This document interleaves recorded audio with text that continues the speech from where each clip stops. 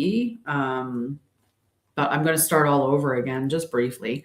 Hi, I forgot to start that one and started talking on these ones. Rolling in the chaos, just go with it, right? Maybe we can roll into it and shake it up a little bit and then make it better on the way out of it. So I have the distinct pleasure of being able to see consciousness. Yep. I've been very blessed to be able to see consciousness around myself, or in the empty spaces, everywhere.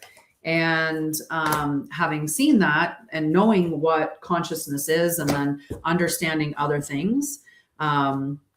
Yeah, so it's just sometimes, so what ends up happening when you die, right? When you die, the moment of death, you are presented with a tunnel. If you are to attach to something in the physical realm, then you get tethered here. So they refuse to move on, is what ends up happening with those type of apparitions or entities that you see.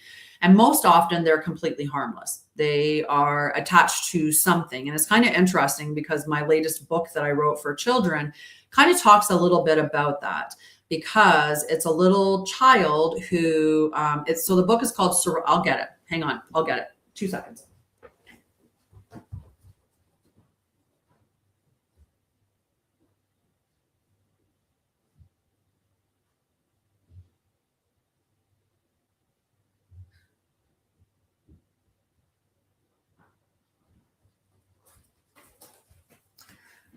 I also wanted to get my other little deck of cards too.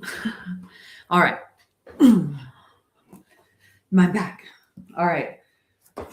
So the book there's a series of books. I'll show you. I can show you them very quickly. So it's a series of books written mostly, I think, would be targeted towards girls. It follows 4 girls who they encounter mystical beings, I would say. And the first book was Tiana, the Goblin Slayer, sort of, which then was Parisa befriends the Pixies. And then it went to Soraya, teaches a wolf to meditate. Then we had Mariah and the Pegasus who won't fly. And then we have Tiana and the Phoenix who refuse to burn. Yep. And then we have Parisa and the mermaid who is afraid of water. And then the last book in the series so far is called Soraya and the ghost who is afraid of the dark. I actually have 21 books published now.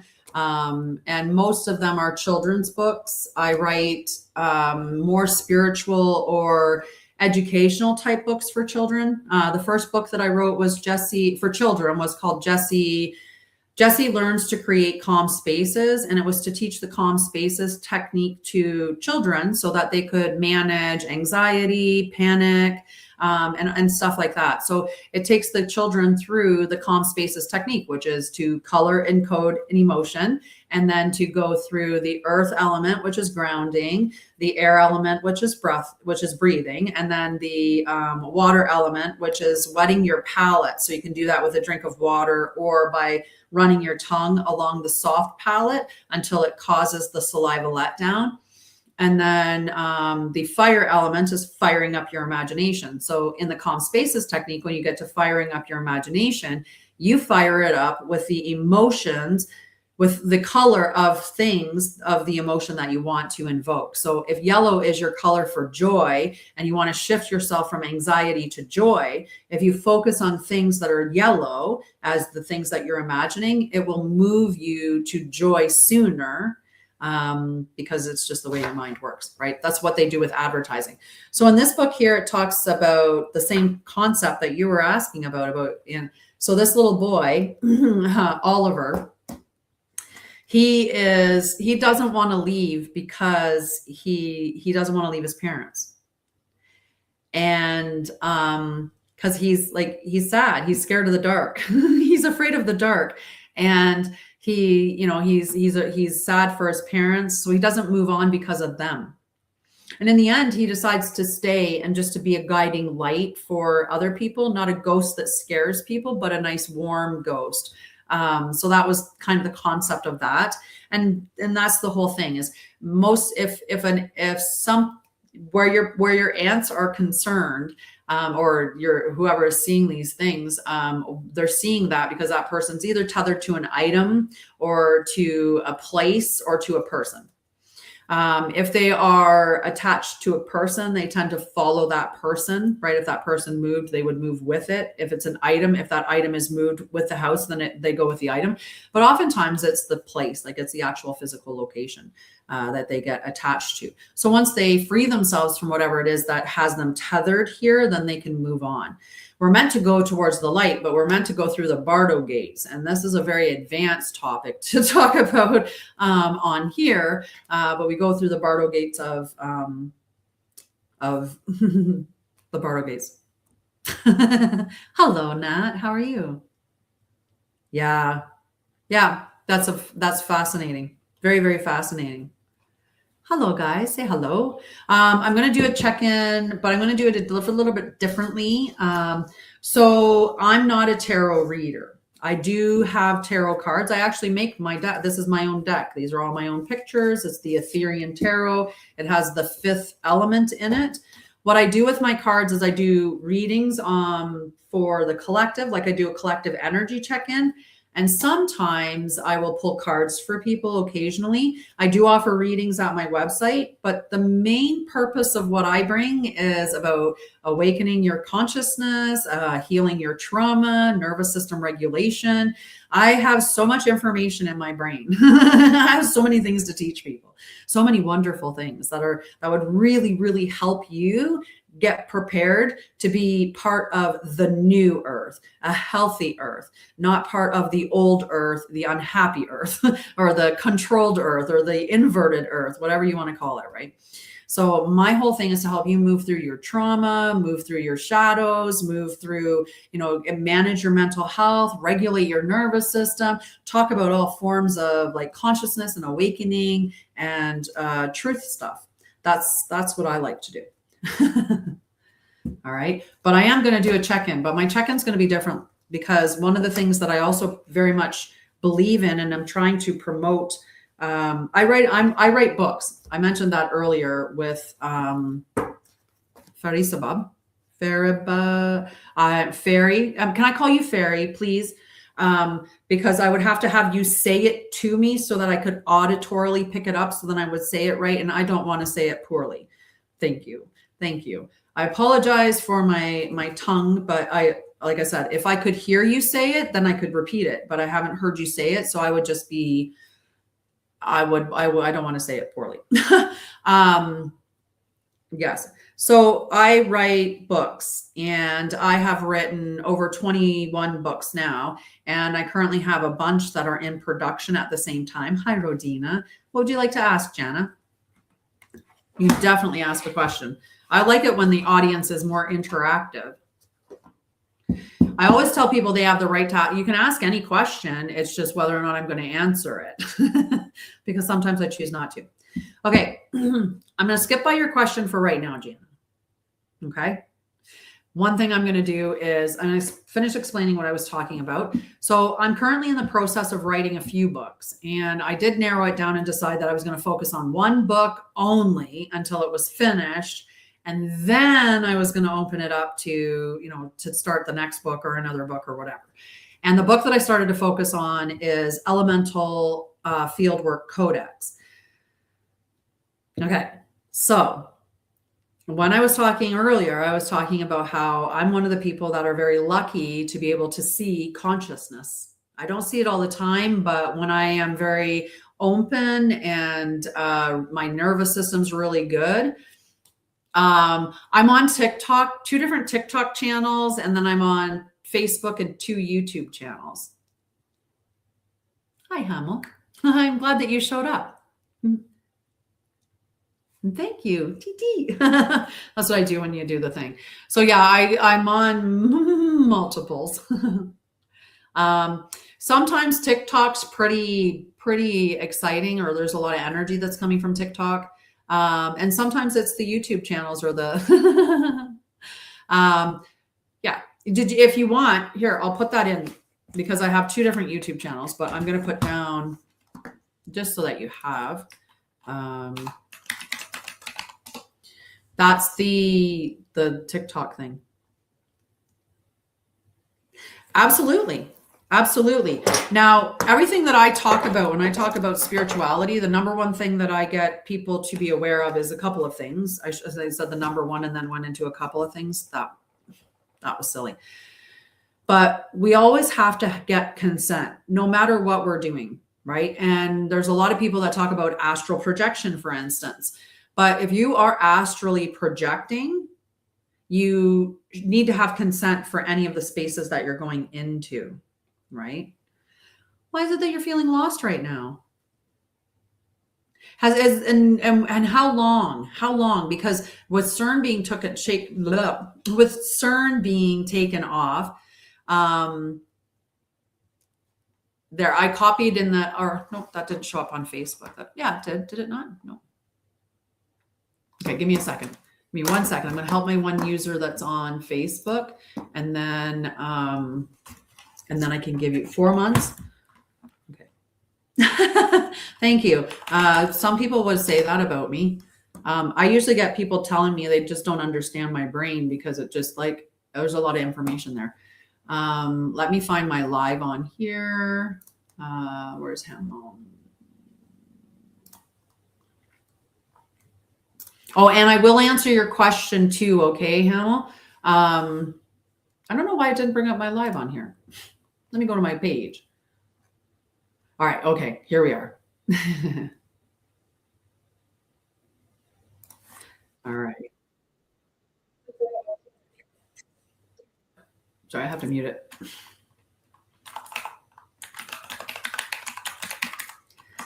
Anshara'El. There you go, Hamel. Now I got to get off Facebook because that'll just bother me. I read, I write, I do so many things. Aw. So, okay, I have a cool thing for you then, because I've been going through it too. And this last couple of days, ever since CERN, I have been emotional. I don't know why. Yay. Hi guys. I have over 21 books written now. I probably have, I don't even know. I can't even count how many books I have in production right now.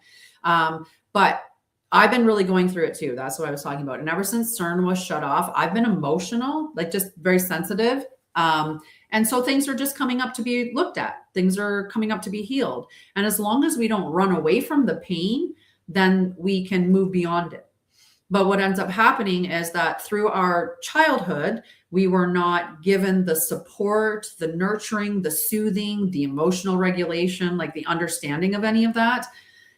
So when we get triggered, because we don't know how to manage our emotions, because we weren't taught, then our options are run away from it, avoid it completely. There is fighting and stuff like that, right? Like we get triggered into our dysregulated nervous system states.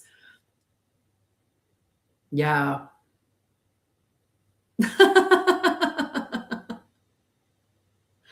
Last 2 days. So because they turned that off, and even though there's like, it depends on who you ask, right? If you ask mainstream, it's no big deal. It's just, they're just doing some upgrades. But every time that this happens, there is a change. There's a significant change. So it's really important to understand that sometimes the energies that you're feeling are not even yours. Sometimes the energies that you're feeling, you could be picking up from the environment. You could be picking up from other people, especially if you're not good with your spiritual practices, especially if you're not, your nervous system, you need more nervous system work. So I'm a nervous system specialist, trauma and nervous system support specialist. And you can say, well, what the heck is that?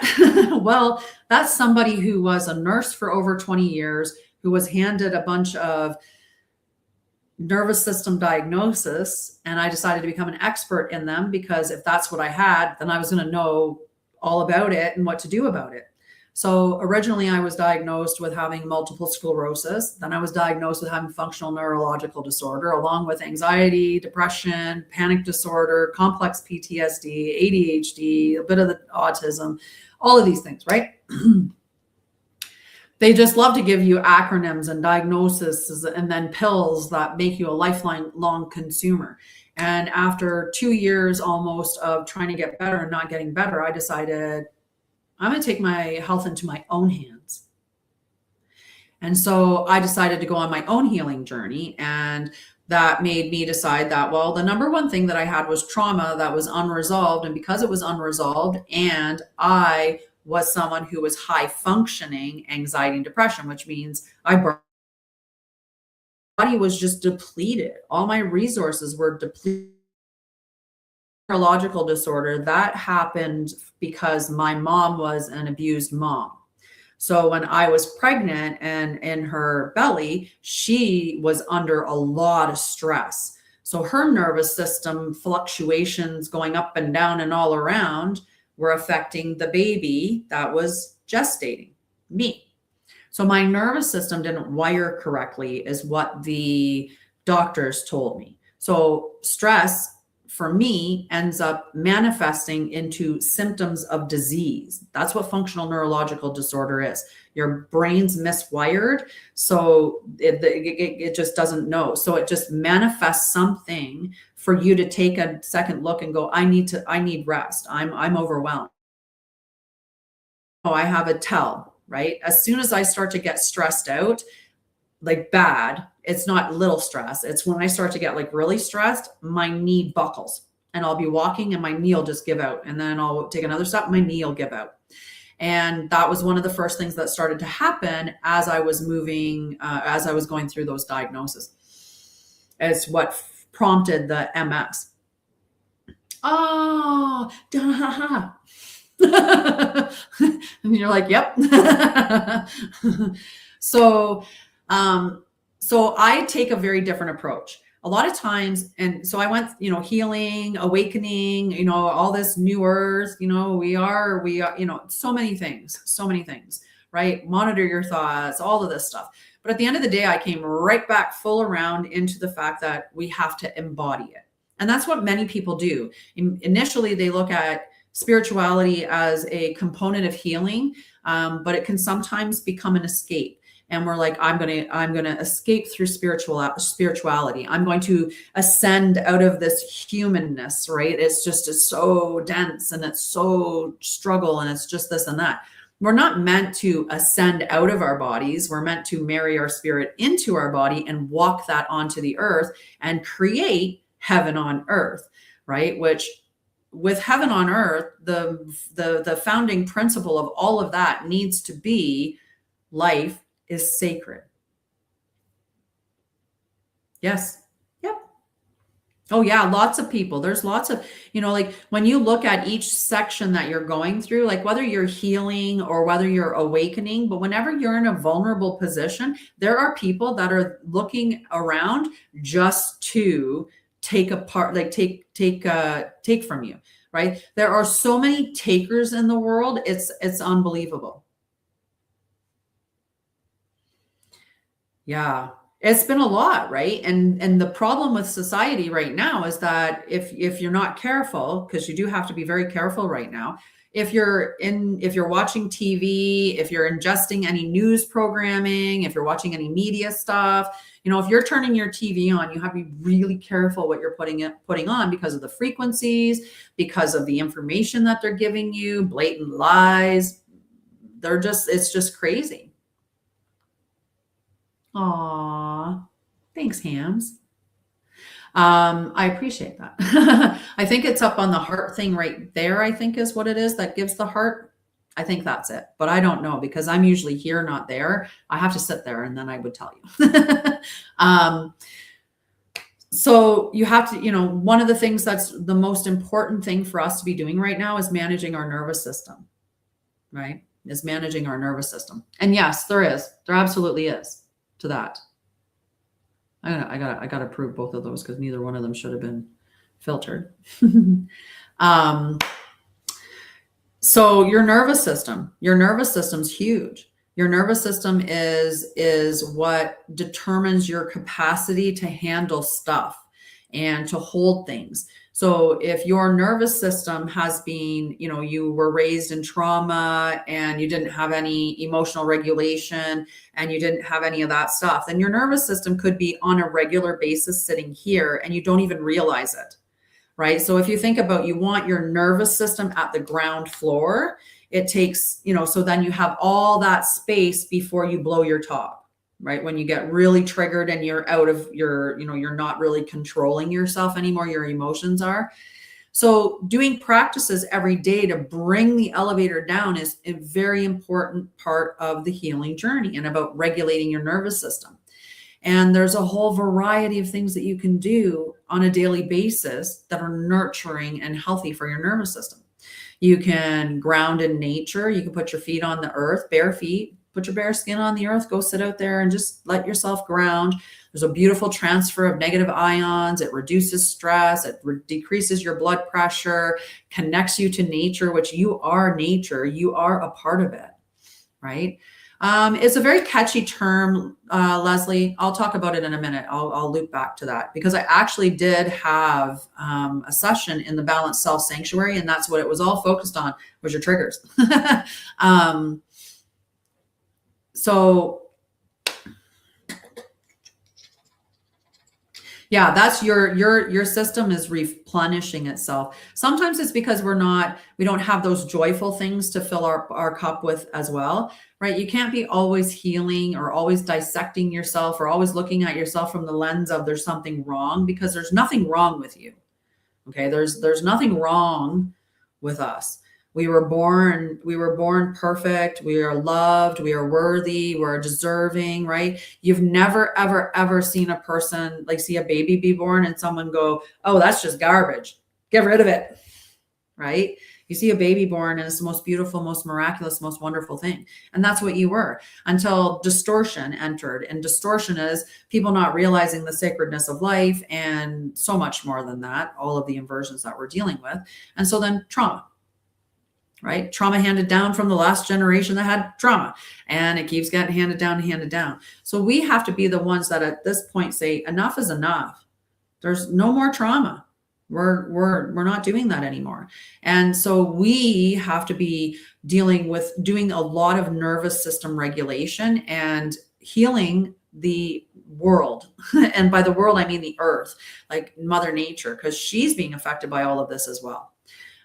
So having something daily that allows you to lower your internal elevator, your nervous system, right? Get it down into its regulated space. If you're doing stuff on a daily basis, that's great. But then you also have to have a toolkit that has those little one-off things for when something goes boom, right? I'm regulated. Every day I get up and I do breath work and toning and meditating and all kinds of things. I ground in nature. I get outside and interact with it. I have a wonderful relationship with the elements, which is why I'm writing the Elemental Fieldwork Codex, is because of the things that I've experienced by having that very sacred relationship with all the elements. And this last couple of days, I've been just so sensitive. And, like some things you understand, but my friend, her dog died, and I was just inconsolable. And I barely know this dog because I lived in Ontario for many years, and she got him when I was in Ontario, and I haven't seen her since I came back out here. So but I know the dog. I know of him from before. I was I couldn't help it. I was so overcome with emotion. So the point is that when you have those one-off moments, right, don't beat yourself up about it, because you're human and you have emotions, and, the stuff that's coming at you came at you too fast or came at you too much, or it pushed on a pressure point that you need to allow some of that energy to flow from. So you just sit with yourself, ask yourself, what do I need in this moment? What can I give myself? Not that I'm broken, not that I'm damaged, not that there's anything like that. Just What do I need in this moment? And it was funny when I asked myself that, I just needed to be held. It was like this little child inside of me was just like so sad today. Right. And she just wanted to be held and to be known, I'm not leaving her. And, for many of us, we have abandonment wounds or we have rejection wounds. There are really big wounds that many of us carry, right? They're probably the number one wounds that children get from their parents is abandonment, right? They're abandoning us in some way, at least our needs. I do have so many things to talk about today, though, on top of everything. The one thing that I wanted to talk about within consciousness, I'm a truth seeker. That's why I have a podcast called One Truth Sets You Free. It's available on TikTok and YouTube as well under One Truth Sets You Free, with the number one, not one spelled out, but One Truth Sets You Free, and the podcast called The Truth Will Set You Free. But it's available on both TikTok and YouTube. And the reason why the reason why I did that podcast is because I think that the truth is an important thing. And for a long time now, we've been manipulated, lied to, and there's all kinds of distortions in the world. So I started that, and it's been just a key part of who and what I am. People call me outspoken, people call me opinionated, people call me a lot of things. I don't care what they call me. I speak the truth, and people are just uncomfortable with it, and I'm okay with that. So one thing that I wanted to say, this is a statement of mine that I feel I feel is a very powerful statement. Truth does not fear investigation. So when you think about that, all of the stuff that's going on in the world, if it's the truth, they would not have a problem saying, go ahead, look at it. Go ahead, investigate it. Go ahead, check it out. Go ahead, research it. Go ahead, right? So anytime that there is a block on information, or there is a censorship, or there is a redaction, or there is a sense of you're not allowed to go any further in that direction, the truth is being veiled from you. Okay? So the truth does not fear investigation. Because if you think about it, if you're in a situation in a relationship and somebody thinks the other one's cheating, if you ask, they're gonna be honest, and they're gonna be like, no, I'm not. Of course I'm not. Like, what made you think that? Like, they'll have a conversation with you. They'll go through the information. They're not going to, even if it was, well, if you're super insecure and you were like, I need to see your phone, and you hand over it, and they hand over your phone, go ahead, look at my phone. I don't have anything to hide. That's an example, that would be more on the side of they're not lying because they're being open and saying, go ahead and look, right? When somebody's like, no, you're not touching my stuff. You can't be in my stuff. You can't look at my stuff. Don't go anywhere near this, right? Or dodging the questions or whatever. That's an indicator that there's something they don't want you seeing, so they're not letting you in. And when you're looking at that, exactly, right? The thing is this is a sad statement to make with that. He's not the only one, and that wasn't the only island. There are so many things going on around the world, epic proportions of just absolute horrific things. Now, there are spirits that have specific roles where they will come in, and when you think about the body as well. So I'll go through two different aspects of the situation and went through those things. As a trauma and nervous system specialist, I'll tell you, number one, trauma and your nervous system protect you, because your nervous system would say, this is too much for me to handle. This is too much for me to cope with. So what ends up happening is you separate into your energetic layers. Your physical layer takes a bit, your emotional layer takes a bit, the mental layer takes a bit, the spiritual layer shields the rest. So it goes through those energetic layers to protect you, because you cannot handle the full weight of what you're experiencing. The second part is that the spirits that I talk about, these angels, they come in and they take that away as well. So they shield through those experiences. So they're not experiencing what we think they are. That doesn't mean that the horrible, like I got chills when I talked about that. That doesn't mean that the horrible things aren't happening and that it doesn't need to be changed. And we need to be aware of them so that we can say enough is enough. Ooh, I channeled my message from this morning. This is important. This is an important message. So every morning I do it is. I literally combine all of it. I combine science. I combine math. I combine spirituality, metaphysics, quantum physics. Like I research it all. I love it all. So I will look at all the information. Plus, like I said, I have 9 years of post-secondary education. I was a computer programmer. I started working when I was 14. By the time I was 16, I was on my own. By the time I was 20, I had 2 kids. By the time, I went to school, I was a computer programmer, systems analyst. And then I left that because it was not for me.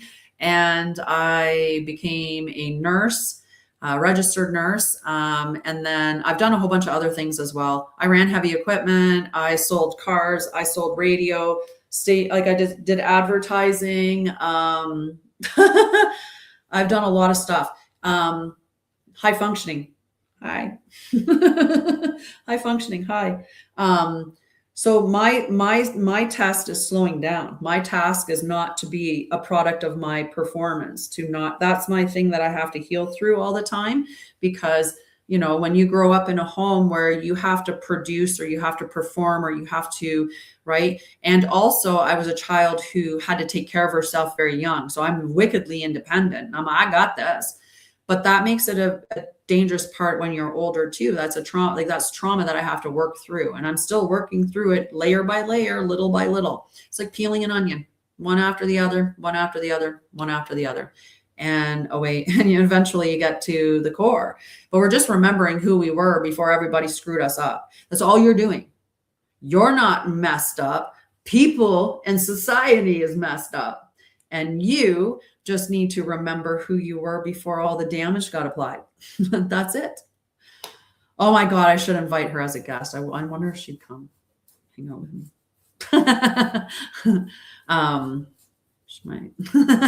She might be like, who's this? I never received an invitation. I don't typically invite her to come live.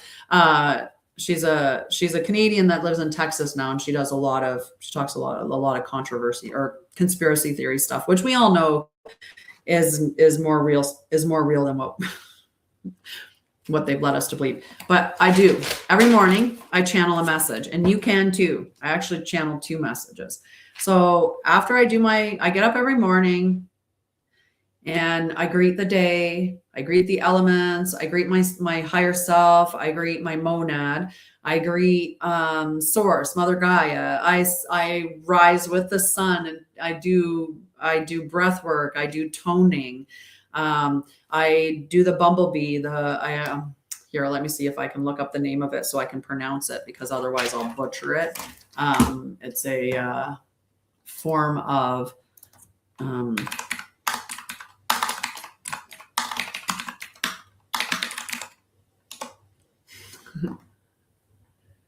let me see, what is it called?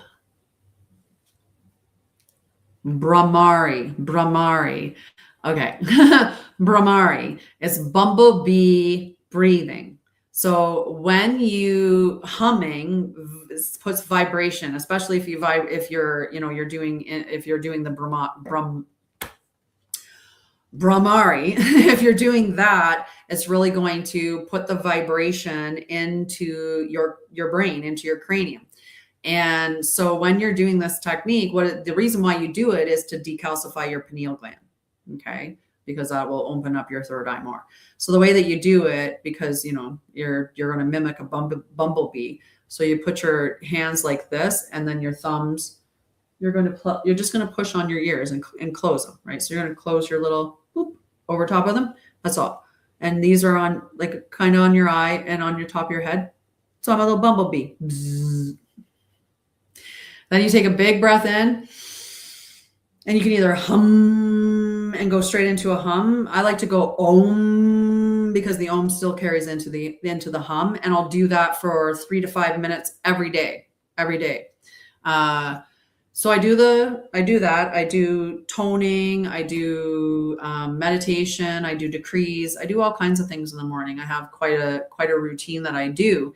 But at the end of it, then I check in and I say, can I get a message for the collective? And then I write it down. And when you do it like that, that's called automatic writing, or it can be called like channeling, because you're channeling, but into writing. Hi, Francis. How are you? So I'm going to read. I'm an old nurse, right? So my nails don't ever really make it past these. I'm trying to remember. It's funny because sometimes I'll look at people's pictures and then I'll be like, yeah. Okay, I'm going to read you the channeled message from this morning because it's kind of on point with what we've been talking about a little bit. And if you want a demonstration of the bumblebee, just let me know and I'll do a bumblebee for you. But just because you ask. Okay, so this is the message that I channeled through when I asked for one for the collective. And then I also asked for one for me personally, and I write it in a different book. Francis is like, I want to see this. So you can do this too. All you do is just take some breaths, get your nervous system regulated, right? You want to make sure that you're not way up here. So just bring your nervous system down. And then you can ask for a message from your higher self and just put your pen on the paper. The hardest part about it all is that we want to second guess ourselves or question ourselves or doubt ourselves, right? So that's the only part. And as long as you just write whatever comes out, don't even read it. Don't even read it. Wait until the end. I don't read these until I read them on the air. And then I'm like, oh, so that's what everything said. I've already read this one out once today, though. I'll do the bumblebee for you after, Francis. Yes, I like that, Hans. Okay, if you are waiting for a savior, you are going to be waiting for yourself to wake up. The only one who will save you is you. We've been taught to look outside ourselves for everything: our value and worth, our idols, our sovereignty and authority, our health and wellness.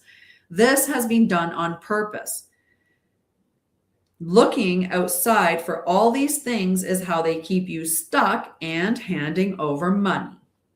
While you are looking external for someone to save or rescue you, you do not advance. You do not heal.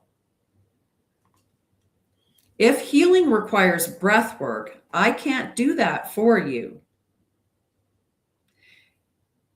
If saving yourself requires you to remember your truth and live it, I can guide you to the truth, but you need to live it.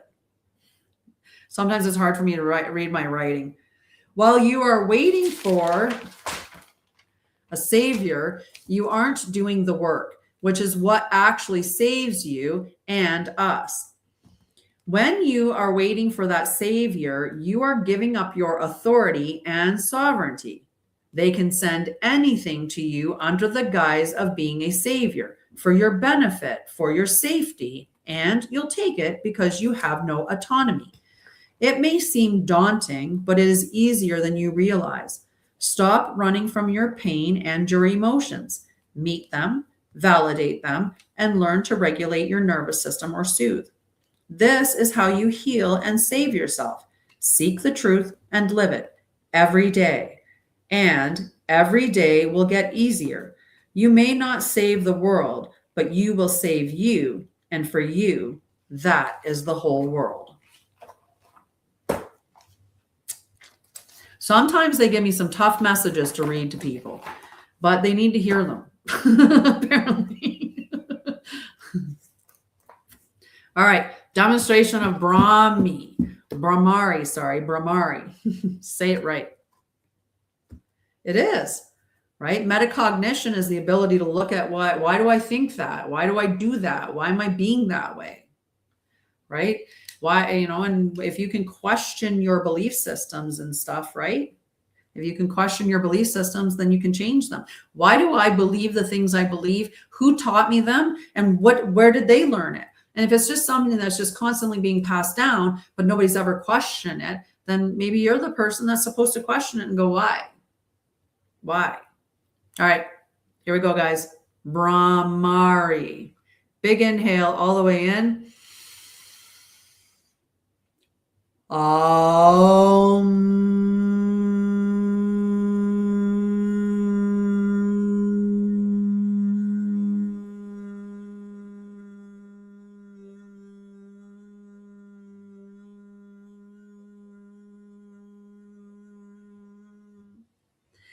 Now, when you do that, you don't want your teeth biting down. You want to leave your teeth, a little gap with your teeth.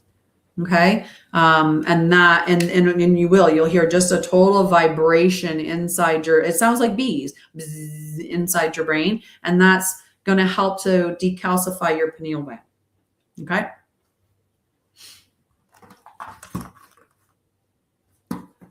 Bumblebee breathing. Can't believe I ever forgot it was Brahmari. Brahmari. I actually studied with a shaman. I've done a bunch of different things, guys. I tell you, Overachievers Anonymous, here I come. I don't know if it has to be anonymous though. Do you want to check in? Do you want to check in and see what the elements have to say to us? I think we can do that. Right? Let's see what the elements have to say. And then we can talk about what specifically are you struggling with, because maybe I can give you some guidance right here on the spot that'll help you. And you can always go and check out my website. I have a ton of things for Earth. I have a ton of things there to help you, whether it's mini classes, full courses, books, tons of books. I do have membership spaces. I have one that is for the awakening group, and I have one that is for the healing group. The healing is balanced self sanctuary, and the awakening is embodied leadership circle. Carol Parrish.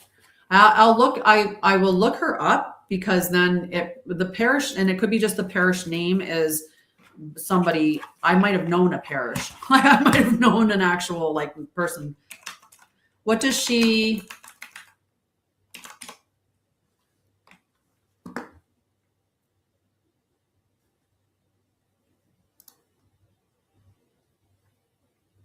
Sparrowhawk Village.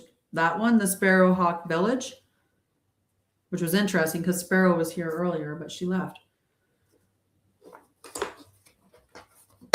Oh, I did pull fire out. Oh, we'll do air first.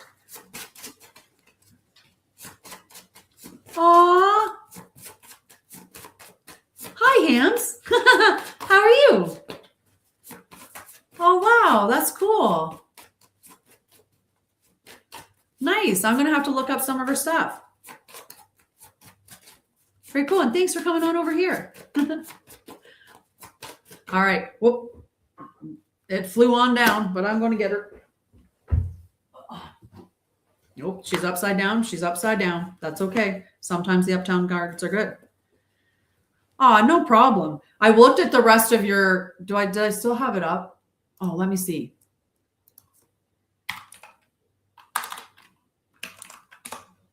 Let me see. It might still be there. No. But you know what? I remember your birthday.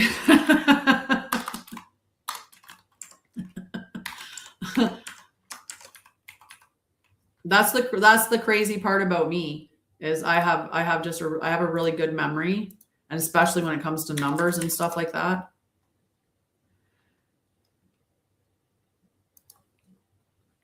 Yeah.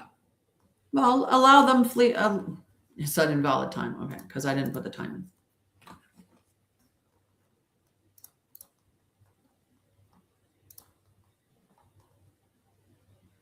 Yeah, because I remember because I saw your post, what you put on Facebook too, and I'm going to answer that post that you put up, because The way that I have come to understand astrology to a certain degree at this point, when it comes to looking at tropical versus sidereal and true sidereal, is that tropical, we seem to identify with it much more with our ego.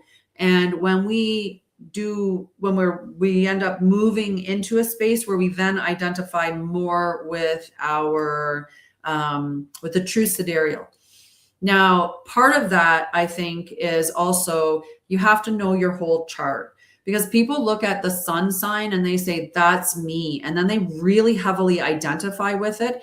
And you have to question, am I Gemini or Leo or this because I identify as that? So I'm adopting the list of characteristics that associate with that. Or am I, or is that coming through me? And then, that's a bit different. I was super Sagittarius in mainstream astrology, super Sagittarius. I was like fire. And the fire doesn't come from Sagittarius at all, which is the hilarious thing about it.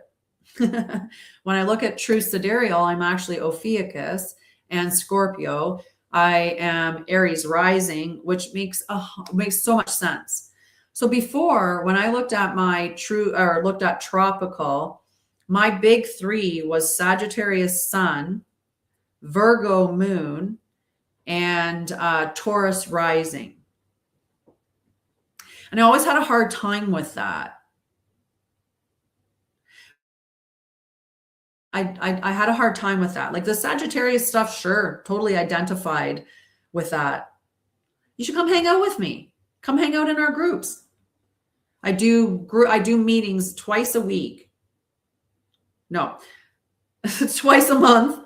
So 4 times a month, because each group has 2 meetings. And I'm here 3 times a week. I do here on Mondays, Wednesdays, and Fridays. If you go to my webpage, which is linked in my bio up here, it's in the membership spaces. And it does say in the thing, let me know if anything shows up with the mobile app. I have to check that on my thing and make sure it's not funky, because sometimes it gets weird, but I'll look at it if it is. And yeah, so it's in those spaces, but you can come and hang out with me here every single Saturday, Sunday, and Wednesday. I do Saturday. We do the global meditation for unity, peace, love, and truth, and also to raise ourselves and Mother Gaia to the highest harmonic frequency or the highest timeline. And then Monday nights, it's Embodied Sunday nights, Embodied Spirituality. We talk a lot about the same stuff that we talk about today, but I also look at the true sky and say, what are we going to be dealing with for this coming week? So I do a little energy check-in with the sky. On Wednesdays, it's just, we're hanging out. I do teaching, education, soothing, whatever we need. So if you need your nervous system regulated, we can talk about what some techniques for that. Give you a little bit of help with that. I'll show you one of my favorite ones. It's definitely my favorite one. That's the one. You're just extras. Decided to fly out. What do we got there? Woo, okay. We got some cards in the inverted, but that's okay. He was like, right away. Okay. We've got cards. This is the type of reading that I've been interested in doing lately because of all of my elemental work. So I like to connect with the elements. The elements exist within us and without us. They are forces. They are entities. They are beings. Like they're currently proving that water is sentient. Right? Water has memory, water has intelligence, and so do all the elements. And if you can see the ether element, you can see the intelligence within that. And I have sat with the ether element and interacted with it to see the living intelligence, and that it is absolutely alive around us. It is moving all around us at all times. When we have relationship with spirit, when we believe in a higher power, then spirit is with us, right?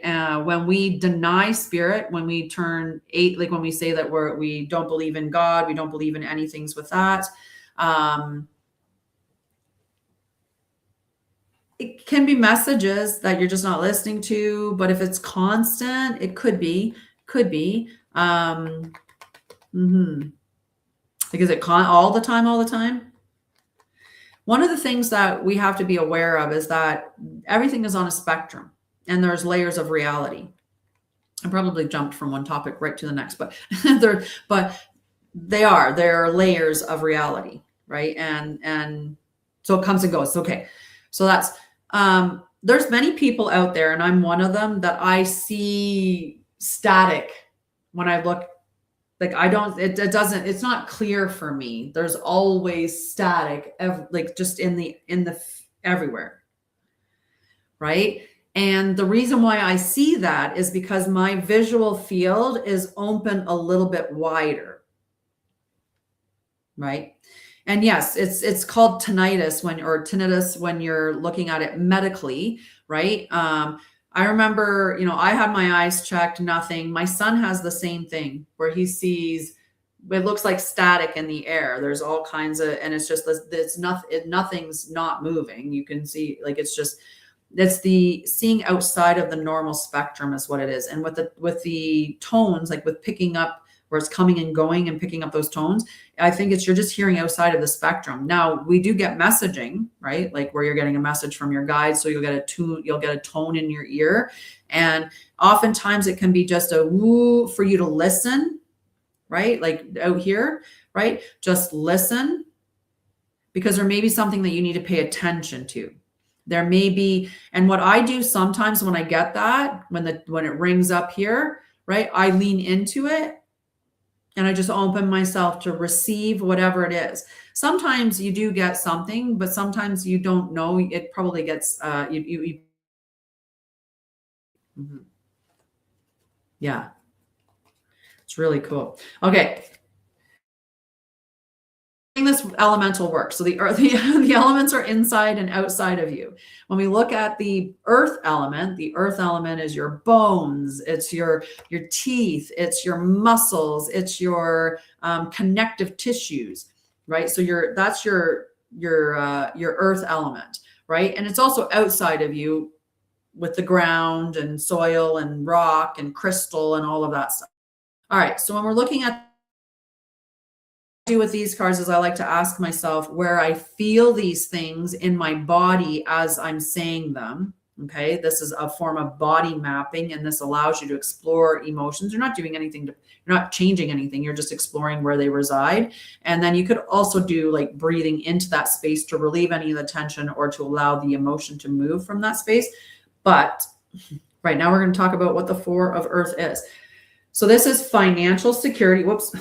Financial security. So where does financial security rise? Where do you feel financial security in your body when I say that? Financial security. Oh, I feel it here. Like it's just like this. Oh, hello, love. How are you? It feels so, right? So it's beautiful, right? When you think about stability, where do you feel stability? Oh, right down in the butt ski and the thighs, right? In that space there. It was just like, yeah, I'm grounded. Right down into the legs, right? Saving wisely, and then control over material resources, right? How beautiful. So the Four of Earth, it's hard to read because of the light, guys. I'm gonna sit it down this way. You don't need to see the card. You just saw it. Okay. So we're gonna put it down this way so I can actually have the light. I could tell you what the card means, what the Four of Earth means. The Four of Earth is like, it is the stable. Is so stable that you have to be careful that you don't do something silly. Because sometimes we are so wired to excitement of some level. Our nervous system, it wants familiarity. So if you were raised in chaos, your nervous system consistently seeks chaos until you teach it that it doesn't need to go to those spaces. So this one here, we have to remember that money is currency, which is meant to flow. And what we do is we get into these spots where money's not really great and we go, I'm going to hold on to all of it. And then because we do that, we stop the flow. And I get it. Trust me, if anyone can comment on, understanding financial struggles, I can. And very, very much so. One of the things that has been my biggest test has been remaining calm, having my nervous system regulated, and knowing at the end of the day that everything is going to be fine, regardless of what's going on in the moment. And also knowing it's hard, and knowing to go to the tools that you have to regulate the nervous system, to bring yourself back into self. I started my company 5 years ago. I've been homeless a couple of times. That was hard, right? Especially when you think, like it was so hard for me because I'm such a high performer. I graduated like top of my class. I got awarded when I was in university for being an amazing woman, like literally, because I had a 4.0. I had 2 kids. I was working part-time. I was reading to a blind man. I was part of the nursing association. I was doing everything. I love you. Have a good night. I'll see you tomorrow. So I was just go, do, because the more that I went and the more that I did, the less that I had to feel or think about the things that happened to me or have the boogeyman come out, it was just, I could run away from it. I experienced homelessness a couple of times as a child that I had nothing to do with. So, it doesn't affect me that way. And when we were homeless, we were lucky enough that we were only homeless during the warm months. And it was more like we were camping. And for me, a nature nut, I was happy. We were by the water. We could go swimming. I could go fishing. I could go catch frogs. I could go run in the woods and catch fairies. I could do whatever. I had a good imagination and I love nature. So that was different at that time. Although we knew we didn't have a home to go to, we didn't have, we stayed there the whole time. And my parents had a bed in their tent and a dresser and everything. They were set up. But as an adult, I experienced it too. So much so that I actually also have a nonprofit called Hugs for Homeless, and that I work as well. So I have my company and I have Hugs for Homeless, and which is a partnership. That's why I say it as a different thing, is because it's a partnership. So that's what got me doing that, right? You never know when your pain is going to turn into something that you're going to use to benefit society. And I think that's why we walk through the things that we walk through, is so that we can learn those things, so that we can be the resource for somebody else. It's not that the other person can't do it. You can do it, and you can do it all on your own. You can find a multitude of different ways to move through your traumas, or you could find a multitude of ways to wake up to the truth of society. You could go and read all the books that I've read. You could go and take all the courses that I've taken. You could, just have my brain, but you don't. So you can come and hang out with me, and I can give you the information in that way, and then you put it to use, and I can help guide you. So that's all I'm here for. I'm just a guide. That's what I shouldn't say. I'm just a guide. There's no just. Take the just out. I am a guide in the healing and awakening journey with a lot of nervous system and other information to back me. So when we're looking at that currency and allowing it to move through us, right? The biggest part about that is to make sure that we are not creating an issue where we are signaling to the universe that we're afraid, because fear just gives us more fear.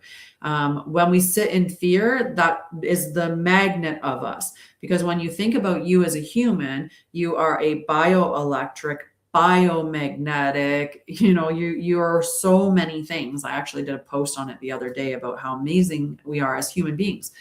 So you have, as a magnet, a biomagnetic individual that is resonating out there. So if I'm sitting in fear, it's resonating out into the field of consciousness that's all around us, and it's alive and it's interacting with you. So as you're sitting there and you're like, I don't know what to do, the field's like, they don't know what to do. They like being confused. I don't understand why they like that, but okay, leave them in confusion. because we haven't been taught how to act or how to interact with the field in the right way, and to manage our nervous system and our emotions, and so on and so forth. But that field is always listening to you. And because you are biomagnetic, whatever you're sending out there is going to send something back that is in the same vibration as it. So it may not be the same thing. And I used to use the example of, you're driving your car and you're in a parking lot, and you back up and you bump into somebody's vehicle, and you damage it, and you drive away because you're just like, oh no, you panic, drive away. So that thing that you did, right? You just damaged someone's car. Right? You don't get away with that. Now, maybe your car won't get hit. Like, it's not a direct thing like that, but maybe 6 weeks down the road, your phone gets broken. And so the damage that you caused to someone's vehicle that maybe cost like $1,000, now you got to replace your phone for $1,000. Right? So the universe kind of balances it all out at the end of the day. And it's not one for one. And when we're looking at the mirror that comes up for us to reflect upon it, right? When the mirror comes up and it says, so when we get into a relation, like, people will say, well, there's every experience is showing you something. It's not necessarily showing you, like, if you get into a relationship with somebody and say they're narcissistic, well, that's not showing you that you're narcissistic. It could be showing you that what is lacking in you, you saw in the narcissist, and that's what was attractive. And that's a sad thing for us to have to say, okay, because I did that. I went with narcissists. I had a whole bunch of narcissistic relationships. The reason why I did that is because they had confidence, they had backbone, they had a frame, they were strong, and I didn't feel that way. So that confidence, that strength that they showed for someone who is more sensitive, that strength was very attractive to me. And also, when you get into, oh my God, we can go into all kinds of psychological things, like, being abandoned by your father, having father wounds, things like that maybe there's a little bit of, Disney princess being savior. We get taught that the knight's going to ride in on, so maybe there was a part of me that was thinking, I'm a Disney princess and my knight's going to come in and save me. Right? There's so many ways that we get all twisted up in this. But at the end of the day, the big thing is that it either is showing you back at you, or it's showing you what you're lacking that you're finding in the other person or in the other situation. And that's something that's, we need to be looking at, but we run from it more often than not. We have to be careful with labels too. Not just when we're labeling other people, but when we're labeling ourselves. If I label myself as being an empath, if I look up the definition and everything that it says about an empath, if I assign myself that label, then I may adopt all the characteristics of that.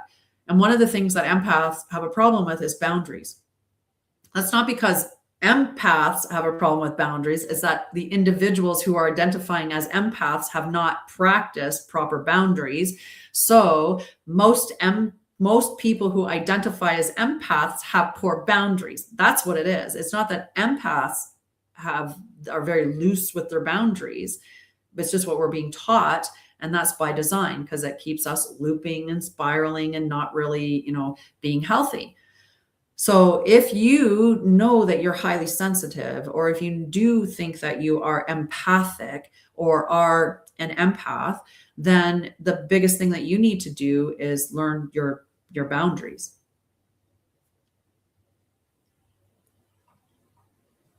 Yeah, I call myself an asshole too. I do. I say so sometimes with pride. It's funny because my business partner and I are different in Hugs for Homeless, right? I'm very much awake to the truth of society. And in society, I have to be careful because I can very much offend people. And that may not be good for the homeless. So I have to be careful what I speak about when I'm representing my other company, because it's not necessarily 100% in alignment with my partner, even though he's fine with it. You go ahead, and by partner in business, not partner in relationship. I'm a solopreneur that way. But anyway, we are going all over in rounds and bouts. but it does. It makes you, it does, because we become what we become that, right? A lot of people, when they are with narcissists for a long time, they become like that. They adopt that. No, gosh, no, please do talk. There's a mosquito. He's got to go away. Got him. But you begin to, in protective measures, you start to basically mirror their behavior back to them, right? My last narcissistic relationship, I gray walled him. I gray rocked him. Sorry, I don't know why I gray walled, but anyway, I gray rocked him. And there were some terrifying moments doing that, though, because, you know, sometimes narcissism, like people that have narcissism, can also be violent. It can go hand in hand. Or just someone being wickedly dysregulated. So I was also out of the country. I was in Costa Rica at the time with this individual. And I decided to break up with them in Costa Rica, not having anything, nothing. He had, you know, as a narcissist, so he had all the money. I had my passport, and I just couldn't do it. Nope, I'm done. I'm out. I just acted like he was not really even there. I got through that situation. I had a girl that I had met through my business coach. So we were friends on social media. I'd never met her in person. She lived in Costa Rica, and I moved down and stayed with her until I came back to Canada after that. But she let me move in. So I moved in with a complete stranger to get away from him, which was an interesting experience. But I love Costa Rica. I would go back like that. It was beautiful. But that was it was the healing that I had to do. Apparently I had to realize that, you know, I could stand up to a narcissist and I was okay. And that was fine. But the other reason what I was going to say about identify or labels and stuff is that oftentimes, especially if you're not aware of the label and how that can be, sometimes we'll label people and we'll be like, oh, they're a narcissist, because then it makes us the victim. And then we can be like, well, they did all of these things to me. I was just a victim. So we have to be really careful and so oftentimes I don't even look at that I was in relationships with people who had narcissistic traits, is a better way to say it, but not even going to that. I was just in a relationship with toxic people. There was just toxicity, and I brought toxicity too. Like if I think that I was innocent in all of my relationships, then I need to go back and do a whole bunch more healing. I will see myself out, right? Because when my biggest moment in my healing was when I said to myself that the common denominator in all of my relationships was me. So what was I doing? And what was it in me that I was attracting these same people over and over again? And that's when the healing really begins, because you start to look at your part that you played, right? When I started to look at that, well, I'm anxious attached, I'm more disorganized, but anxious to disorganized attachment. And so of course the people that I would be partnering up with were avoidant, because anxious and avoidant go together, just magic.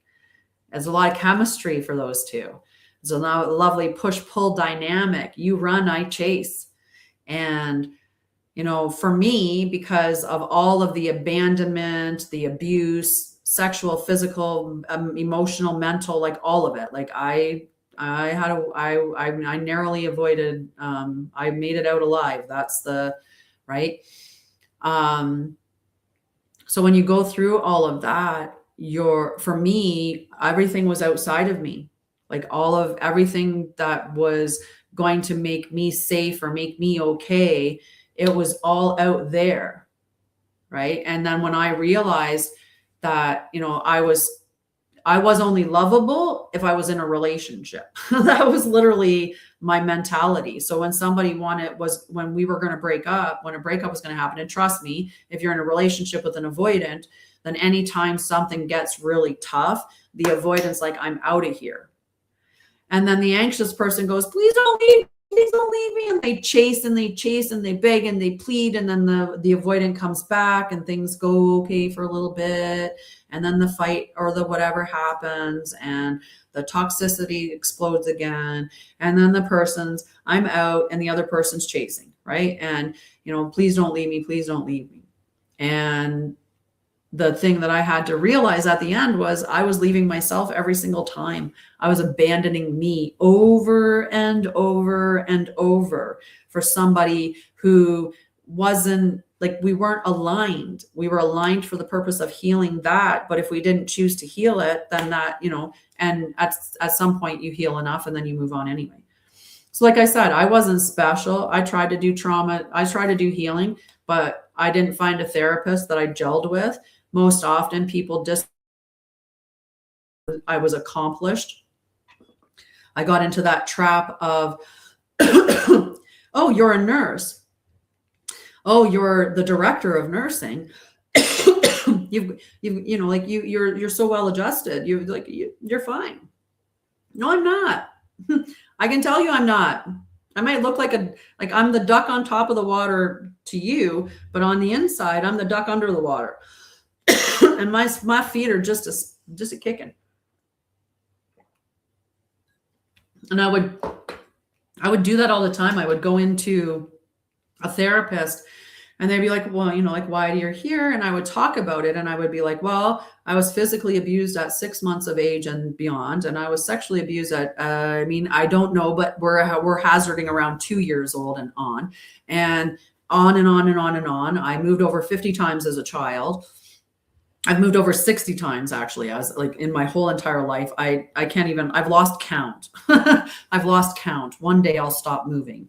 One day I'll find my forever home and I'll leave it. But yeah, so it's cycles, right? We get to the point where we have to have our awakening moment. We have to have our straw that breaks our back.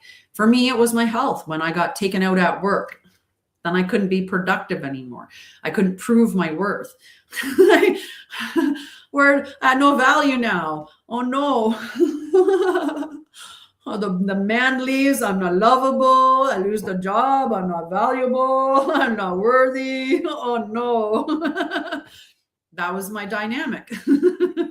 I had to either be proving myself in some way. I had to show up and I had to I was literally probably, I don't think this was a term that I would have used in my day, but I was probably back then, pick me, right? I just wanted someone to show up and stay and that I was worthy and I was good and, that I was lovable. And, I wanted all the things that I didn't get in childhood. I wanted consistency and stability. And I wanted to know that someone was going to have my back and that if I had a bad day, that wasn't going to change that. All of the things that we all want. And then I realized that I got to be that. I got to be that.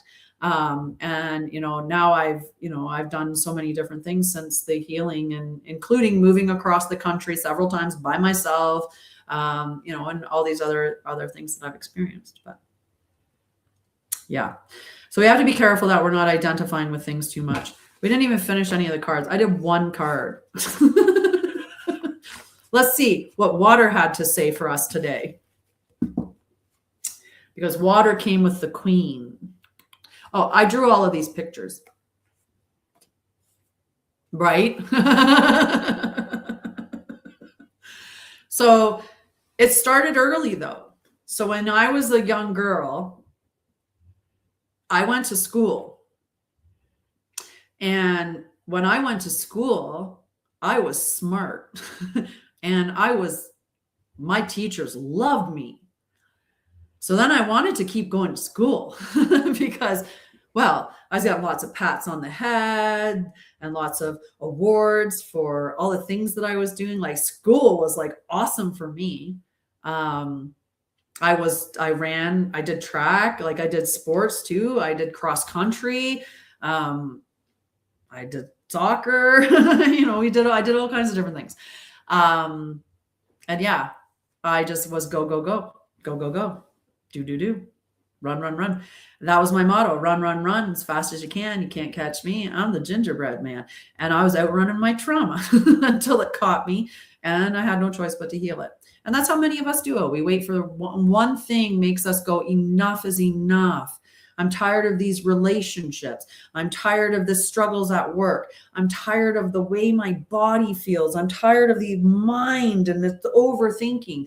I'm tired of this. I'm tired of being angry. I'm tired of feeling like there's a dam about to break anytime something happens because I'm that frail right now. One thing I will let you know, you do not have to deal with the entire dam. Right. And that's something that usually prevents us from even starting, as we're like, oh, there's a lot there. But it's one moment, one breath, one step. You do not have to deal with it all at once. And you don't have to revisit every single episode of it either. If you find the core wound to abandonment, you heal that wound. You don't have to heal every time that you've been abandoned. Same thing with rejection. Right. And for those of us who got the ADHD diagnosis, and then on top of that is the hypersensitivity, the rejection hypersensitivity. Right. So for us that identify as that and want to take on that label and agree that we are hypersensitive to rejection, be aware of that. So when anything happens that's rejection and you feel that emotion rise, that you're like, it's okay. I know I'm sensitive because this brushes up against me being rejected, but I'm not being rejected because I could never reject myself. And that's the only one that can reject you at the end of the day. Okay. All right. Let's see what our Queen of Water is saying, because she's got emotional maturity. She is deep love, emotional maturity, compassion, psychic abilities, and healing energy. You have all the healing energy in you.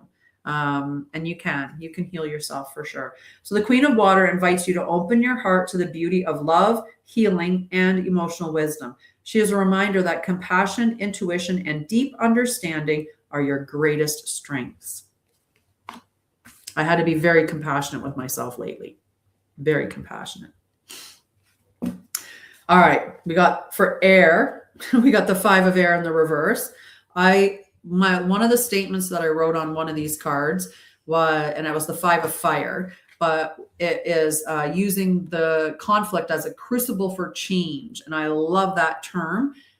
With this though, we had it in the reverse. So when we have 5s in the reverse, 5s tend to be like conflict, comparison. They're that kind of contentious kind of energy.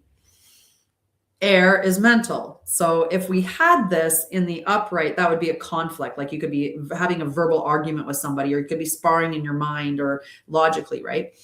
There could be manipulation going on and things like that. But when it's in the reverse, that means that we are moving beyond that. So there's this resolution that's happening now.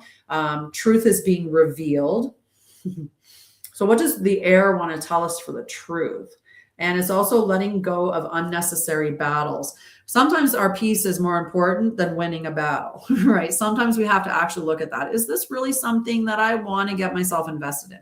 I have to say that on social media on the regular, because I'm on there doing content for all of my stuff and, Hugs for Homeless. I have my Anshara'El channel. I have my Sharia and Lorian channel, One Truth Sets You Free channel. So I have multiple things that I'm doing. I have multiple groups and classes and books that I'm writing and all kinds of stuff. Plus, I love nature. So I just want to be outside and just enjoy things and just, be at peace. I love to make stuff, especially like sourdough bread, and which I got to make this week still. I should be making it tomorrow, I think. I'll start it tomorrow and have it and finally bake it on Friday. So I want to be doing those things. So I don't want to be the whole time engaged in other things, right? You got to pick your battles. I want peace. I want peace. Do you want peace? So the 5 of air asks you to discern truth from illusion. If something feels off, trust your intuition. Winning isn't always victory. Sometimes peace is the greatest success. So how's your discernment? One of the things that helps you with your discernment is reconnecting to your body and then regulating your nervous system. If you are dysregulated, it's really hard to discern things because your nervous system's already just in survival or safety. Where's safety? Where's safety? That's what your nervous system is doing at that point. It's just like, I need to get to safety. Where is safety? There's a threat around me, and it all depends on what level of threat it is. That depends on how activated your nervous system is going to be. So get yourself regulated, do some good deep breathing, and then you can ask yourself those questions. Your body will respond before your mind does.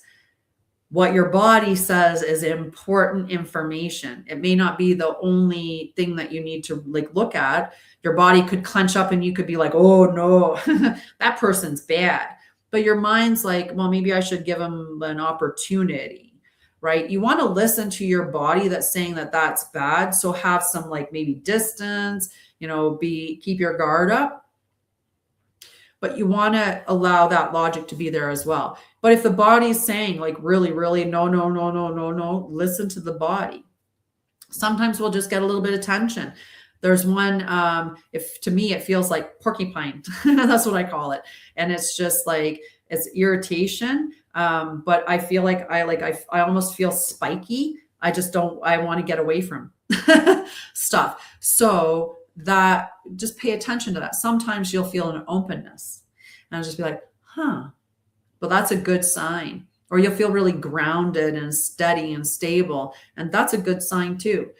Sometimes, it's where we get the tension that's giving us the information, right? What do you feel like you can't chew it? You feel like you can't get a good bite out of it, right? That can come from the jaw, right? How we're going to bite into our lives, and things. So keep an eye on that. Get yourself regulated, then listen to your body first. Pay attention to whether it's responding in a positive or negative way, even though emotions are not positive or negative, they're just merely information, right? They're information for you about your environment and the people around you. Fire came out with the 10, but the 10 in the reverse. So 10s are endings and beginnings because it's the first double number. And when you reduce it, it goes back down to 1 because 1 plus 0 equals 1. So we get back to the single digit of 1, which is a new beginning.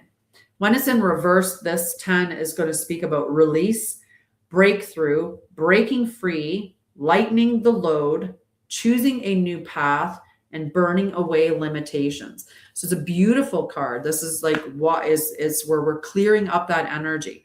So the 10 of fire urges you to honor your limits and embrace transformation. Fire loves to transform. And if you are doing a healing journey, use fire to your benefit. Write out all the crap you want to get rid of. Write it out on a piece of paper. Write all of it. Get it out there. Burn it. Release it. Be done with it. I'm going to do that. I'm going to write all of this heaviness that I've been hanging on to for the stuff that's come up the last 2 days, and I'm going to burn it.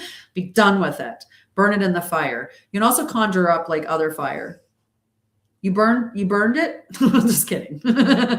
You were burning things at a fire? Trying to get to there.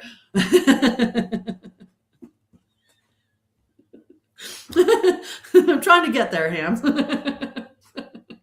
Okay. The 10 of fire urges you to honor it. So it is time to shed the weight, the old weight, and rise from the ashes anew. So Phoenix, be reborn. Phoenix, be reborn. I love it. All right. We have ether now. Ether was in the inverted position as well. So this is the 2 of ether. I forgot. I made this tarot deck and I included the ether element because I thought it was really silly that the tarot deck that has the elements was missing ether. And so I made my own deck. You can either use the ether element in it or just take that set of cards out of it and just use it as a standard tarot deck. So it can be a standard or it can be an expanded set. I haven't put this into publication yet. I made one set of cards for me to use, and and I've got the book done. I just haven't I got to figure out how to put it into production, but someday. All right. The two of ether in the reverse. So the two of ether, we're talking spirit here. And when we talk about twos are balance, harmony, right? So when this was in the reverse, that means there's something that's out of balance spiritually. Okay. So this can be a resistance to change, imbalance, like I just said, disharmony, struggling to integrate opposing forces, or feeling disconnected from source. The two of ether is an invitation to step into flow, embrace divine rhythm, and trust that everything is unfolding in perfect balance. It is a call to align with your highest path and move forward with effortless grace. So this could be someone that is becoming too materialistic and avoiding the spiritual aspect of it. It could be somebody who is, really, really focused on one particular thing, work, let's say, and not on the relationships. So there's that imbalance, but wherever the imbalance is, there's an element of the spirit that is out of harmony. Okay. So you'll have to think about what that is. Maybe you just need to connect with nature more, because there's a lot of spirit in nature. It's beautiful. All right. Major Arcana. I pulled one of the Major Arcana cards just to finally.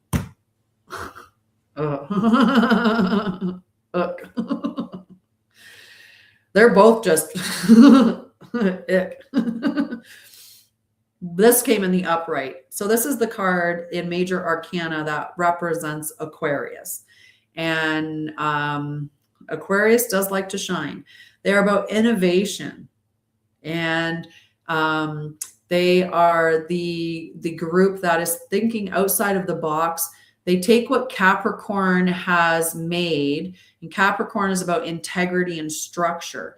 Capricorn is the big daddy of the zodiac wheel, and in that it really embodies a lot of the divine masculine principles, even being governed by Mars. Saturn, sorry, being governed by Saturn. Aries is Mars. Governed by Saturn. Anyway, he's very much responsible, and and I know I'm talking about Capricorn holding Aquarius, but I'll get there. So Capricorn takes everything and he says, "Hi, Jer, how are you? Thanks for looping me in on that conversation today. Appreciated it." So Capricorn, the big daddy, the big daddy of the astrological wheel, he stands in integrity, and he says, "What is stable? What has lasting ability? What can we carry forward for our children?" Right? What has, that integrity is a huge thing with Capricorn. And then Aquarius comes in and says, "Oh, that's great, Daddy. So you did enough for us and for the kiddos. But what about the next generation? What about humanity as a whole? How can we make this better? How can we make this so that it affects, so that's great for everybody, not just for you and us?" Right? So then Aquarius comes in and becomes very innovative and says, "This is the humanitarian. This is what can we do for the world? How can we affect change in a global way?" It's kind of interesting because right now everybody's talking about how we are in the age of Aquarius, but we're actually not. We're in the age of Pluto. Like Pluto is in Capricorn. And when Pluto's in Capricorn, he's in there with Big Daddy energy. And Big Daddy energy is looking at all the structures. He's looking at all the businesses. He's looking at everything. And he's going, what has integrity? What do we build upon for something to last as a legacy? So you can see that where in politics, in religion, everywhere around the world, things are falling. Anything that's lacking integrity is being shown, right? We're seeing all of this stuff. It's coming to the surface, and it's coming to the surface for us to be aware of it, that it's not in integrity, so that we can do something to change it. And we will create the new structures. And then Aquarius will come in and say, let's, this is global. Let's globalize. This is, you guys did great. We created a harmonic city and we did all these things and right? Like it can say all those things. And then Aquarius is like, "Oh yeah, but let's do this for the whole world. Let's make the new world." Aquarius doesn't actually go into Pluto until 2041. So we've got a long time left with Capricorn being in Pluto, but that's okay. There's so much at play. And like I was saying earlier, which is funny, we're looping back to that. When we're looking at our astrology, if we're only looking at our sun sign, we're missing a big part of the picture, a huge part of the picture. Like the way that each of the signs speak in the spaces that they're in is huge, right? If you really want to know how you communicate, how you talk, in that space, you're looking at your Mercury. Right. So what is your Mercury sitting in? Well, Ham's Mercury is in Gemini. So Ham's is very smart, quick, probably can occupy a lot of this and that, like opposing concepts, and be okay with both of them, which is cool because we need people like that. I love Gemini and like intellect. Gemini intellect is very fun. Venus, for instance, how you love, how you attract, how you are within relationships. That's going to be your Venus. Your sun is just your life force. Your rising is how you show up. And your rising probably is what most people, the information or the way that people would see you is through your rising sign. What was your rising? Your rising was Cancer, right? Or was, I don't know. I don't know. Yes. What was your rising? You were Leo or Cancer with Leo rising. So then you'll be Cancer with Gemini rising. Is that correct? Is that what I said in the thing? Like, I'll just go to Facebook and I'll look at what I wrote. Yes, Cancer with, all right.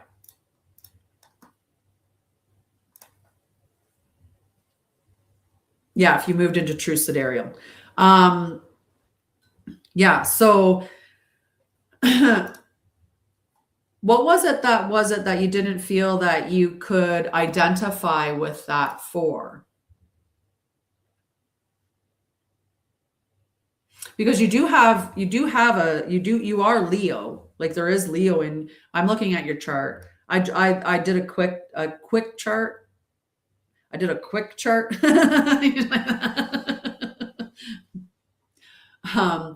So yeah, you don't have any Cancer except for the Cancer rising. And that would make sense though, because your rising, like when you look at your rising sign, that's huge.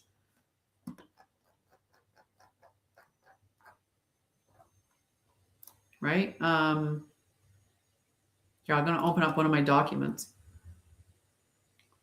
If it'll open. Hi, Jared.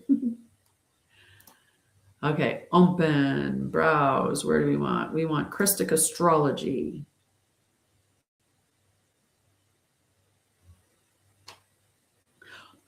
A lot of Cancer energy around you. Yep, exactly. We identify by it. So now you get to become who you truly are. All right, let's do, I'll do a couple different ones. What are you, Jer? Yeah, most of them, a whole bunch of Geminis. Where is my moon? And I want to open up. Where's my sun one?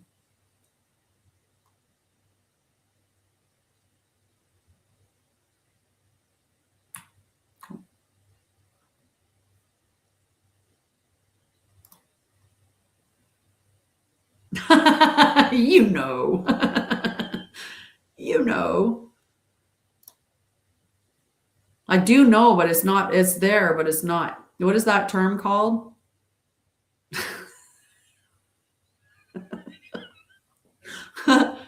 You know what? I was happy that I remembered Ham's birthday from the conversation earlier, that I was able to just type it in. But numbers definitely land in my head a little differently than, especially birthdays now from doing so many charts. That one. Okay, we've got the sun, we've got the rising. Let me open up my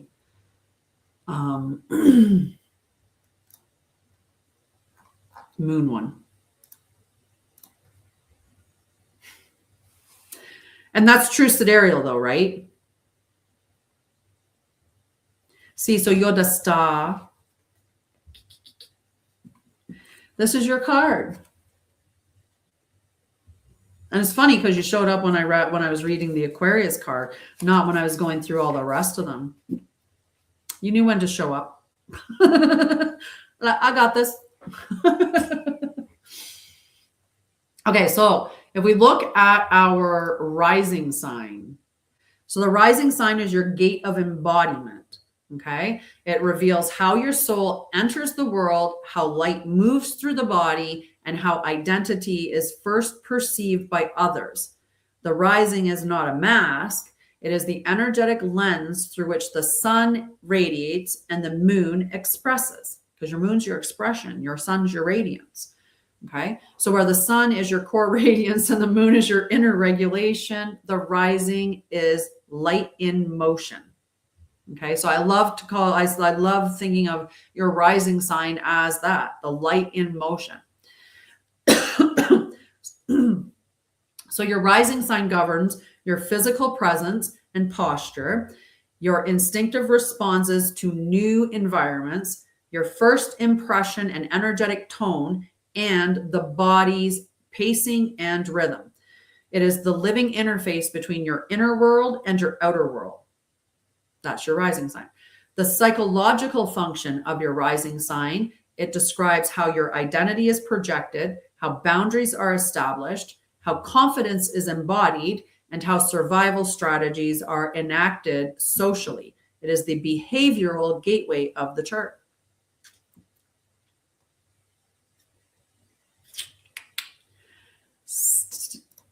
Is that what you thought about the rising sign, about your rising sign?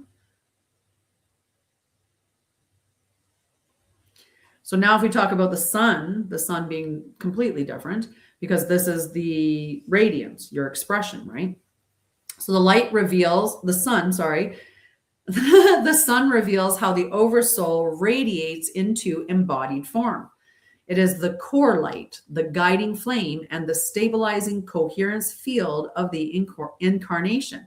The sun is not personality. It is not ego.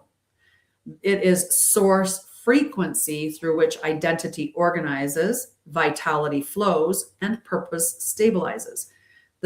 So the sun is a radiant coherence field, not a trait, the stabilizer of the chart's architecture, and the place where your oversoul or higher self, right, anchors light into form. So my sun's in Aries. And Jer Bear's Aquarius. Okay. So my Aries, I am ignition. I am courage. I am divine will. Those are the big ones. So my oversoul radiates initiation itself. It's let's go. Let's just light moves forward through decisive action and fearless presence. Identity stabilizes through movement and direct engagement with life. I love life. Like I said, I like nature. I go out and I like look at the sun, my fire. So the gift of radiance of Aries rising is leadership, momentum, and catalytic presence. The shadow of distortion, impulsivity, burnout, done that, and reactive identity. The restorative practice is conscious physical movement. I have to move my body every day. And intentional pauses before you take action. Because with Aries, if you're not careful, you go too fast and you're running with that, but you have to go through the heart space. You want to go through your heart and you want to be making sure of that.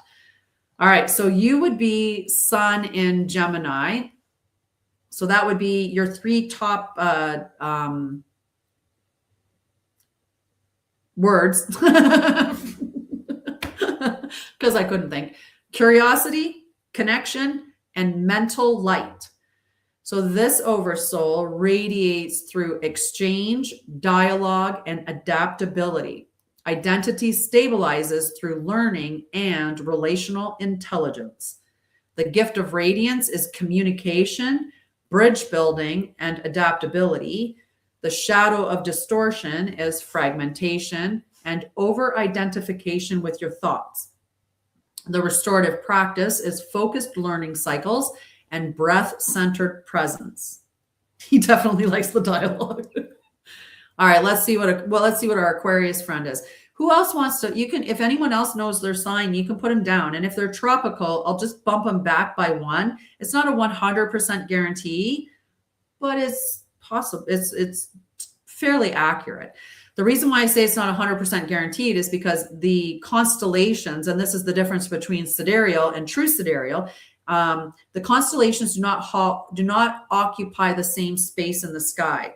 So when we see a zodiac wheel, it's an absolute pie, right? With each piece being the same size, but that's not the case. When you look at the sky, Virgo's like this and Scorpio's like this. So it takes just over around a day to move through Scorpio, and it takes like 3 and a bit to move through Virgo. So we have way more people that get born under the Virgo sun than get born under a Scorpio sun. That's probably a good thing, though. It's all the energies that we need for the purpose that we need it. And Virgo is the one that puts out the people that are into service. So you want to have a lot of people that are service minded. So we want a lot of Virgos in the world, right? Just like Gemini is another one that has a fairly large one. Aquarius is pretty big too. I'd have to look at my chart to see. Yeah. It does. It cuts them into the even sizes of pieces. But in true sidereal, there's 13 pieces of the pies, and those 13 pieces aren't the same size. Ooh. I always do that. I look for a device so I can show a picture, and then I'm like, oh, I don't have it. Because I'm on them. All right. Cusp of Capricorn. Hi, John. Cusp of Capricorn.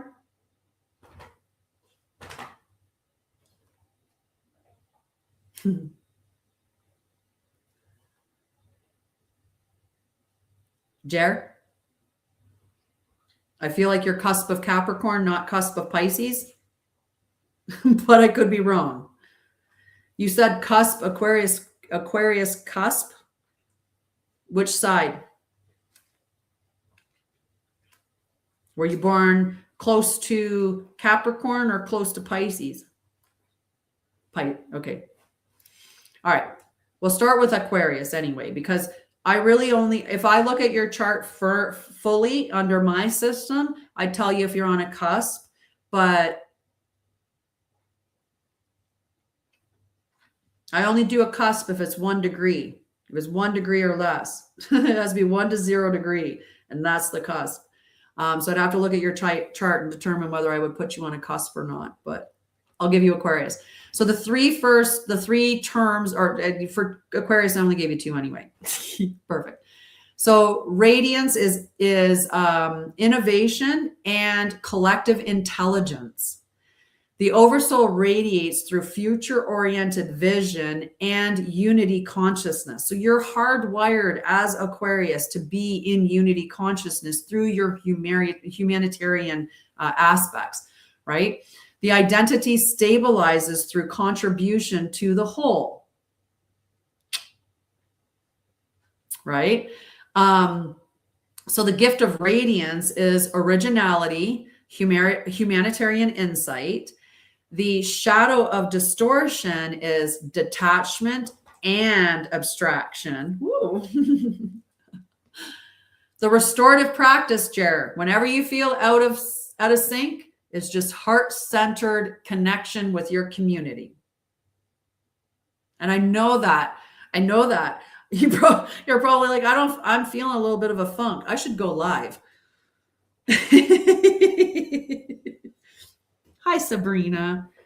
I could do a dirty, all I'm doing right now, I'm talking about rising sun and moon through true sidereal, and doing a quick little explanation about what they are. You know what? I'm going to do something too. Okay, guys on Facebook, I'm just going to close down Facebook and YouTube because there's nobody viewing right now anyway. So I'm just going to end that and then I can just focus on down here.